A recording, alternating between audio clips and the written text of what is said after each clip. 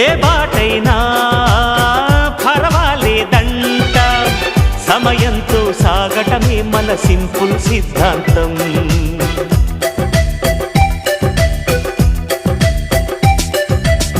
చిరుగాలికి పరిమళమిచ్చే సిరిమల్లెల వనమై ఉందాం, గగనాన్ని నేలను కలిపే హరివిల్లుల వంతెన అవుదాం.